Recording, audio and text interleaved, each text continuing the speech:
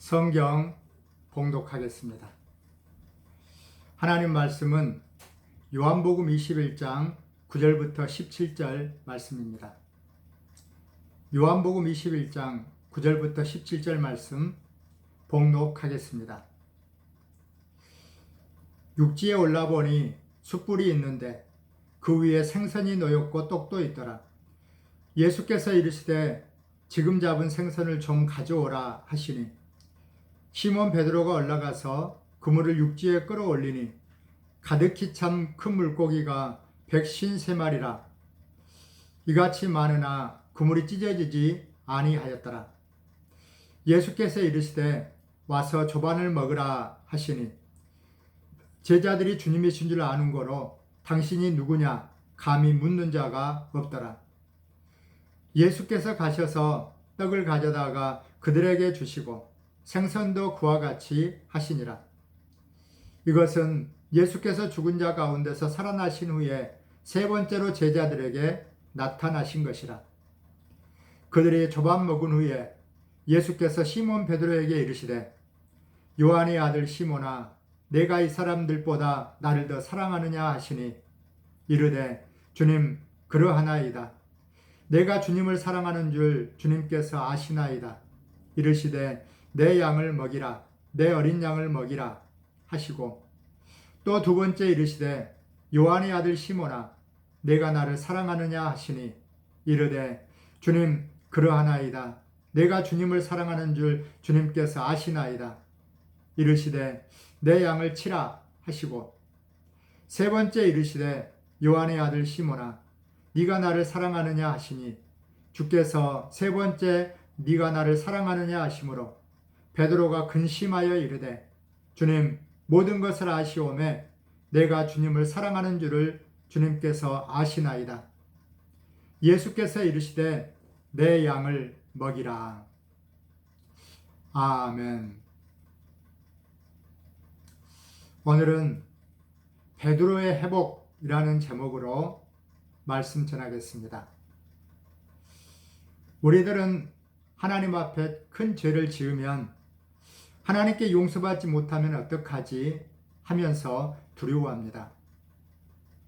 그러나 죄를 지었다고 정죄받는 것으로 끝난다면 기독교는 아무 의미가 없습니다.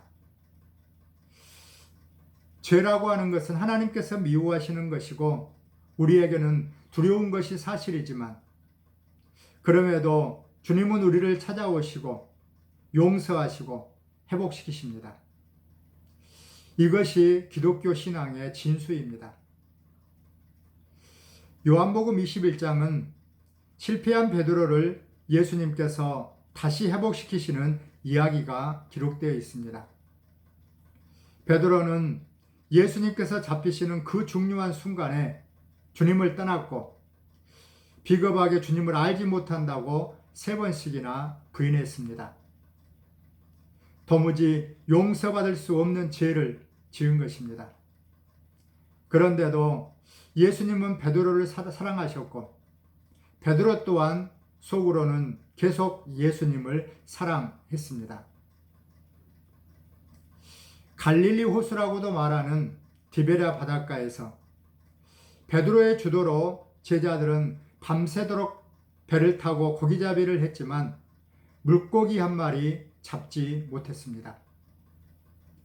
시리에 빠져있던 그들에게 바닷가 쪽에서 한 사람이 말을 걸어왔습니다. 얘들아, 너희에게 고기가 있느냐?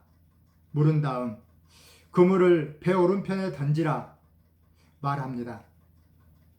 제자들이 그 사람이 시키는 대로 했더니 그물을 들어 올리기 힘들 정도로 많은 물고기가 잡혔습니다. 그때 예수님의 사랑하는 제자 요한이 자신들에게 말한 사람이 예수님이신 줄 알아보고 주님이시다 라고 말하자 그 말을 들은 베드로가 바다로 뛰어내려 예수님이 계신 육지로 달려갔습니다. 뒤이어 다른 제자들도 배를 육지에 대고 물고기가 든 그물을 끌고 예수님 곁으로 모여들었습니다. 첫 번째로 예수님은 피곤하고 지친 제자들에게 조반을 먹이셨습니다. 제자들이 육지에 올라와 보니 숯불 위에 생선이 놓여 있고 떡도 있었습니다. 예수님께서 제자들에게 와서 조반을 먹으라 말씀하십니다. 제자들은 밤새 내내 고기잡이를 했기 때문에 배가 많이 고팠습니다. 그런 제자들을 위해 예수님께서 숯불을 피우고 생선을 굽고 떡을 준비하신 것입니다. 그것뿐이 아닙니다. 손수 떡과 물고기를 그들에게 주시며 먹게 하셨습니다. 13절 말씀 함께 읽겠습니다. 예수께서 가셔서 떡을 가져다가 그들에게 주시고 생선도 그와 같이 하시니라.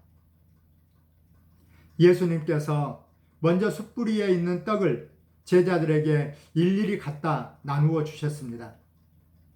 그런 다음 숯불 위에 맛있게 익은 뜨끈뜨끈한 생선도 제자들에게 일일이 나누어 먹게 하셨습니다. 이 얼마나 아름다운 광경입니까? 마치 허기진 어린 자녀들을 앉혀놓고 열심히 먹이려는 어머니와 같지 않습니까? 피곤하고 허기지고 한기를 느끼는 제자들에게 이것보다 더 큰 선물이 어디 있겠습니까? 아침 해가 떠오르는 바닷가에서 따뜻하게 데워진 떡과 생선을 배불리 먹고 있는 제자들의 모습을 한번 상상해 보십시오. 밤새 고기를 잡지 못해 굳어졌던 그들의 얼굴이 서서히 풀리고 긴장했던 마음에 평안과 기쁨이 찾아왔을 것입니다. 부활하신 주님의 온유하신 얼굴을 바라보며 조반을 먹으면서 말로 표현할 수 없는 벅찬 감동이 밀려왔을 것입니다. 부활하셔서 영광스러운 새 몸을 입으신 주님께서 손수 고기를 구워 갖다 주시고 떡을 구워서 갖다 주시다니 이 얼마나 가슴 벅찬 감동입니까? 성도 여러분, 우리 주님은 바로 이와 같이 사랑이 넘치시는 분입니다. 부활하신 영광의 주님은 오늘날 우리들에게도 동일하게 그렇게 해주십니다. 세상에서 찢기고 상하고 지치고 허기지고 피곤해 지친 우리들의 모습을 다 아시고 우리의 필요를 모두 공급해 주시는 분이 바로 우리 주님이십니다. 우리 주님은 빌립보서 4장 19절을 보면 영광 가운데 그 풍성한 대로 우리 모든 쓸 것을 채워주신다고 말씀하십니다. 우리 주님은 우리가 구하거나 생각하는 것보다 더 넘치도록 능력으로 역사하시는 분입니다. 그런 주님이 우리의 모든 것을 다 아시고 우리를 도와주십니다. 그래서 히브리서 4장 15절에서는 우리에게 있는 대제사장은 우리의 모든 연약함을 동정하신다고 말씀하십니다. 그렇습니다. 부활하신 예수님은 우리의 연약함을 모두 다 동정하십니다. 우리의 배고픔을 아십니다. 우리가 지친 것도 아십니다. 밤새도록 잠을 자지 못한 것도 다 아십니다. 죄를 짓고 실패하여 마음이 확 가라앉아 있는 것도 아십니다. 그래서 우리에게 수고하고 무거운 짐진 자들아 다 내게로 오라. 내가 너희를 쉬게 하리라. 따끈한 떡과 생선을 가지고 와 먹고 쉬라고 말씀하십니다. 이 광경을 베드로의 입장에서 한번 생각해 보겠습니다. 예수님을 배반한 베드로는 여러 날 통곡하면서 뜬 눈으로 밤을 지새웠을 것입니다. 그는 배반자였습니다. 실패자였습니다. 차마 얼굴을 들고 다닐 수 없을 부끄러운 존재였습니다. 그래서 지금도 지칠 대로 지쳐 갈릴리 바닷가로 떠밀려 왔습니다. 그런 베드로 앞에 부활하신 예수님께서 찾아오셨습니다. 그리고 아직도 선명하게 남아있는 못자국 난 손으로 따뜻한 떡과 생선을 주시며 와서 조반을 먹으라, 배고픈데 먹으라 말씀하십니다. 차라리 자기를 보고 이 못난 놈 같으니 라고 호통을 치시면서 말씀하신다면 속이라도 후련하련만, 예수님은 베드로의 배반에 대해서는 이런 방구도 하지 않으시고 배고픈데 먹으라고 말씀하십니다. 아마 민망해서 베드로는 제대로 먹지도 못했을 것입니다. 먹는 둥 마는 둥 고개를 떨구고 조금씩 사그라져가는 숯불만 쳐다보고 있었을 것입니다. 그 숯불을 보고 있노라니 예수님을 부인하던 그날 밤 대사장 가야바 법정에서 활활 타오르던 숯불이 악몽같이 떠올랐습니다. 그럼에도 예수님은 베드로로 하여금 예수님을 부인했던 과거 모습을 직면하게 하시고 따뜻하고 자상한 모습으로 떡과 생선을 먹게 하심으로 베드로를 회복시키신 것입니다. 두 번째로 예수님은 베드로의 옛 이름을 부르심으로 자신의 실체를 보게 하십니다. 15절 상반절 함께 읽겠습니다.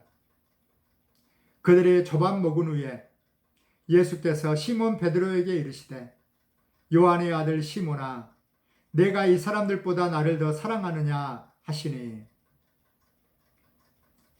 제자들이 조반을 먹은 후에 예수님께서 베드로에게 요한의 아들 시몬아 하고 부르셨습니다. 베드로야 하고 부르신 것이 아니라 요한의 아들 시몬아 하고 부르신 것입니다. 시몬은 예수님을 만나기 전 베드로의 옛 이름입니다. 원래 시몬이었던 그를 예수님께서 게바, 베드로라고 하는 이름으로 바꾸어 주신 것입니다. 시몬은 갈대라는 뜻도 있고 조약돌이라는 뜻도 있습니다. 베드로는 반석이라는 뜻입니다. 갈대처럼 흔들리고 조약돌처럼 가볍고 견고하지 못한 그를 반석, 베드로처럼 견고하고 용기 있는 사람으로 바꾸어 주시겠다고 말씀하신 것입니다. 따라서 지금 예수님은 베드로가 자신의 연약함을 상기할 수 있도록 옛 이름을 부르신 것입니다. 너는 나의 도움이 없이는 아무것도 할 수 없는 갈대요, 조약돌에 불과하지 않느냐, 시몬아 하고 부르신 것입니다. 성도 여러분, 베드로가 실족한 이유가 무엇입니까요? 한마디로 말하면 자만 때문이었습니다. 베드로는 예수님을 따라다니고 예수님의 말씀을 배우면서 더욱 겸손해져야 하는데, 오히려 예수님을 사랑하고 예수님을 위해서라면 무엇이든지 할 수 있다는 자만심에 빠지고 말았습니다. 그래서 예수님께서 마가다락방에서 마지막으로 제자들을 가르치면서 당신이 이 세상을 떠나실 것과 제자들이 당신을 따라오지 못할 것을 말씀하시자 자신 있게 베드로는 요한복음 13장 37절에서 내가 주를 위해서라면 목숨을 버리는 한이 있더라도 주님을 따라가겠습니다 라고 말했습니다. 그런데 예수님은 그토록 충성스럽게 대답하는 베드로의 생각이 잘못되었다고 오히려 책망하십니다. 요한복음 13장 38절 함께 읽겠습니다. 예수께서 대답하시되 내가 나를 위하여 내 목숨을 버리겠느냐? 내가 진실로 진실로 내게 이르노니 닭 울기 전에 내가 3번 나를 부인하리라. 닭 울기 전에 내가 나를 3번 부인하리라. 예수님의 이 말씀은 베드로에게 있어서 청천벽력 같은 말씀이었습니다. 자신을 그 정도로밖에 생각해 주지 않으시는 주님이 서운했습니다. 예수님이 나를 그렇게 형편없게 생각하시다니, 그것도 다른 사람들 앞에서 나를 그렇게 무한 주시다니, 예수님이 잘못 생각하고 계셔. 다른 사람이 어떻게 할지라도 나는 절대 주님을 부인하지 않을 거야. 자신만만하게 생각했습니다. 사실 베드로가 예수님께 충성할 수 있었던 것은 그의 신앙이 떨어지지 않도록 예수님께서 중보기도 하고 계셨기 때문입니다.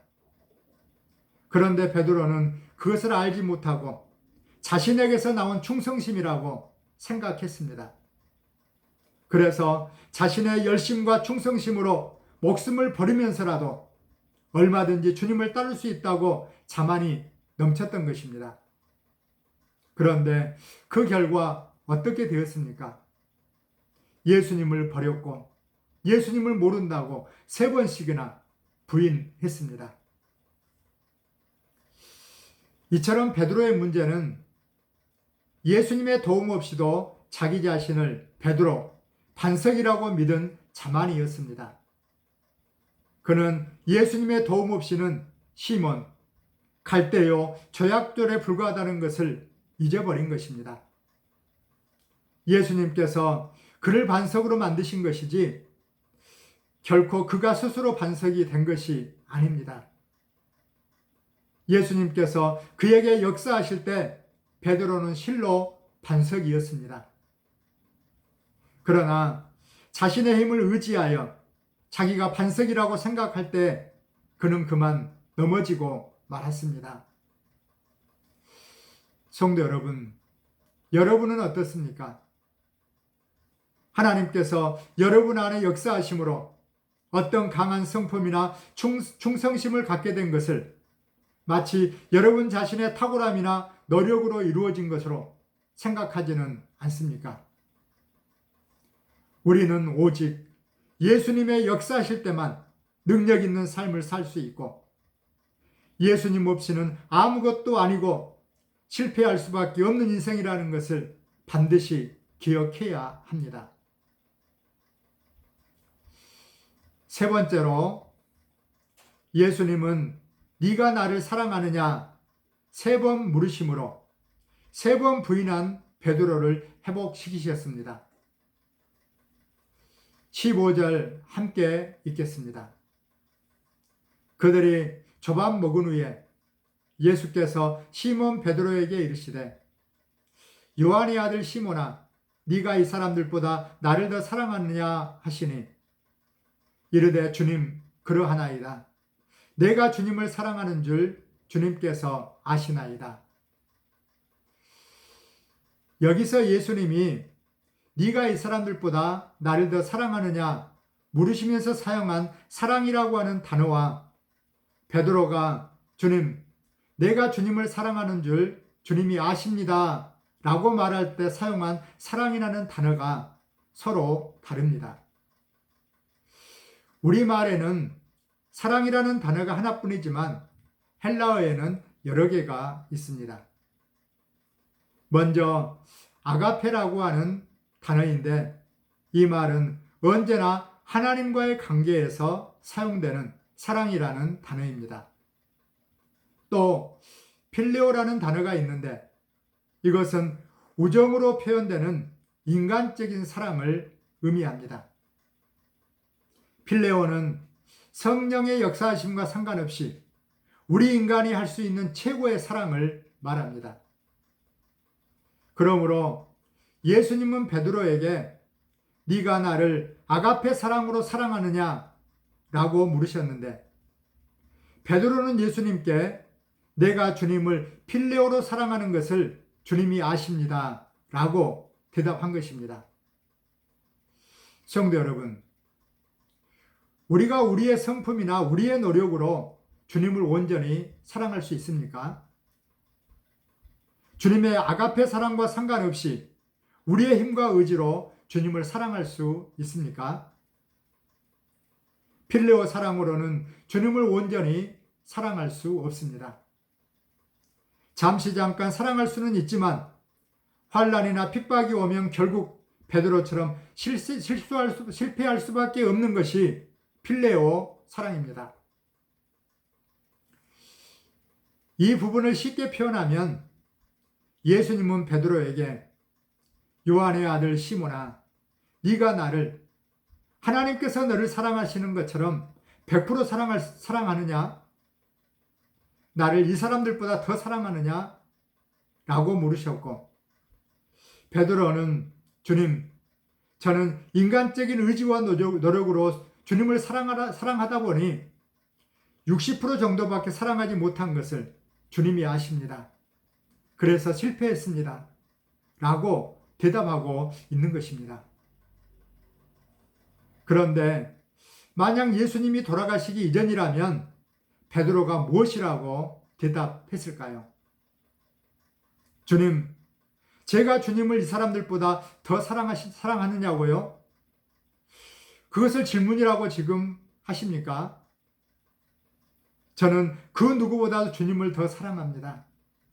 주님을 위해서라면 죽으면서라도 주님을 사랑한다는 것을 증명할 수 있습니다. 라고 장담하며 대답했을 것입니다. 그랬을 베드로가 예수님을 부인하고 나서 지금은 크게 겸손해진 것입니다. 주님, 저는 60% 사랑으로 주님을 사랑하는 것을 주님이 아십니다. 자신을 크게 낮춘 것입니다. 그렇다고 베드로가 예수님을 사랑하지 않는다고 말한 것이 아닙니다. 그는 여전히 주님을 사랑했습니다. 그러나 이제는 장담하듯 사랑한다고 떠버려 자랑하지 않습니다.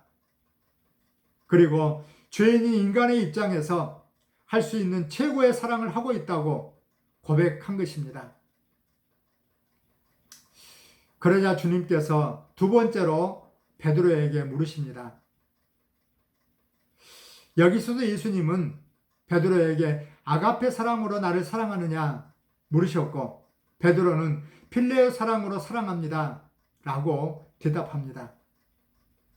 그러자 예수님은 내 양을 치라 말씀하십니다. 베드로는 이제 예수님의 질문이 다 끝났겠지 안도의 한숨을 쉬고 있는데 느닷없이 또다시 세 번째로 주님께서 물으십니다. 17절 말씀 함께 읽겠습니다. 세 번째 이르시되 요한의 아들 시몬아, 네가 나를 사랑하느냐 하시니, 주께서 세 번째 내가 나를 사랑하느냐 하심으로 베드로가 근심하여 이르되, 주님, 모든 것을 아시오매 내가 주님을 사랑하는 줄을 주님께서 아시나이다. 그런데 이 세 번째 질문에서 예수님은 네가 나를 필레오 사랑으로 사랑하느냐라고 묻고 계십니다. 베드로의 수준으로 내려와 베드로가 했던 말을 써서 질문을 던지신 것입니다. 요한의 아들 시몬아, 네가 나를 60% 사랑으로 사랑하고 있느냐? 좋다. 네가 내가 너희를 사랑하는 것만큼 아가페 사랑으로 사랑할 수 없다는 것을 내가 안다. 그렇다면 네가 인간이 할 수 있는 최고의 사랑, 필레오 사랑으로 정말 나를 사랑하느냐? 네가 60%의 사랑으로라도 나를 진실로 사랑하느냐? 라고 물으신 것입니다. 그러자 베드로는 이제 이 질문에도 대답할 자신이 없습니다. 그래서 이렇게 대답합니다. 주님, 저는 잘 모르겠습니다.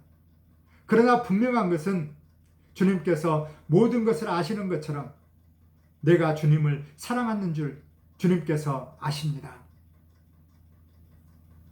그러자 예수님께서 내 양을 먹이라 말씀하십니다. 이 말씀은 이런 뜻입니다. 좋다, 베드로야. 내가 너의 마음을 다 안다. 네가 나를 어떻게 사랑하는지 내가 다 알고 있다. 그 필레오 사랑을 내가 원하는 아가페 사랑으로 끌어올려 너를 통해 일하도록 하겠다. 그러니 너는 그 사랑으로 내 양을 먹이라 말씀하신 것입니다. 그런데 여러분, 왜 예수님께서 동일한 질문을 3번씩이나 하셨을까요? 그것은 베드로가 3번 예수님을 부인했기 때문입니다. 그가 사람들 앞에서 3번이나 예수님을 부인했기 때문에 예수님은 사람들 앞에서 그가 예수님을 사랑한다고 3번씩 공적으로 확증하게 하신 것입니다. 3번이나 부인했던 베드로에게 자신의 잘못을 진심으로 깨닫고 예수님에 대한 사랑 고백을 하게 하므로 이제는 진정 주님을 사랑하며 주님의 일을 하도록 회복시키시는 것입니다. 오늘 말씀의 결론을 내리겠습니다. 사랑하는 성도 여러분, 예수님은 베드로를 진정으로 사랑하셨습니다. 예수님은 베드로를 너무나 사랑하셨기 때문에 시몬아, 네가 나를 사랑하느냐 3번씩이나 물어보셨습니다. 만약 예수님이 베드로를 사랑하지 않았다면 네가 나를 사랑하느냐 묻지도 않았을 것입니다. 그러므로 네가 나를 사랑하느냐 하는 이 질문에는 내가 너를 진정으로 사랑한다 하는 것이 숨겨 있습니다. 이 질문을 통해 베드로의 마음은 예수님의 사랑으로 채워지기 시작했습니다. 주님을 배반했던 자신을 여전히 변함없이 사랑하시는 예수님의 사랑에 가슴이 저려왔습니다. 이 예수님의 사랑이 다시 그의 마음에 예수님을 향한 사랑으로 활활 타오르게 만들었습니다. 그로 인해 예수님을 부인했던 자책감과 상처가 점차 회복되었습니다. 이제 쓰러진 자리에서 일어나 다시 일할 새 힘을 얻게 되었습니다. 이 일 후에 베드로가 어떤 사람이 되었습니까? 사도행전과 베드로전 전후서를 보면 그는 과거의 모든 상처에서 자유함을 얻고 오직 주님이 맡겨주신 양무리와 교회를 위해 죽을 때까지 사랑으로 사역했습니다. 예수님의 사랑이 그를 넘어진 자리에서 일으켜 다시 충성하도록 만든 것입니다. 사랑하는 성도 여러분, 세상살이에 힘들어 예수님을 모른다고 부인하고 있지는 않습니까? 탐욕의 눈이 어두워 죄와 타협하면서 멋진 인생을 살아보리라 하다가 베드로처럼 남이 모르는 죄를 범하고 죄책감과 고통을 안고 주저앉아 있지는 않습니까? 지금 여러분에게 필요한 것은 예수님의 사랑입니다. 세상에 헛된 것을 추구하다가 상처 입은 영혼은 세상의 사랑으로는 치유될 수가 없고 오직 십자가에서 죽으신 주님의 아낌없는 사랑으로만 치유될 수가 있습니다. 이 시간 사랑하는 누구누구야, 네가 나를 사랑하느냐 주님의 음성을 듣기 바랍니다. 누구누구야, 내가 너를 얼마나 사랑하는지 너는 알고 있느냐 말씀하시는 주님의 음성을 들음으로 여러분의 상처, 여러분의 죄책감, 여러분의 고통의 문제가 해결되고 실패로 주저앉고 있던 그 자리에서 벌떡 일어나시기 바랍니다. 주님의 따뜻한 사랑의 음성과 손길에 이끌려 다시 일어나고 모든 것이 회복되기를 바랍니다. 그리고 베드로처럼 고백합시다. 주님, 제가 부끄럽지만 주님을 사랑합니다. 주님을 부인했던 적도 많이 있었지만 그럼에도 주님, 저는 주님을 정말 사랑합니다. 부족하고 연약한 저를 사랑으로 만지사 회복하여 주옵소서.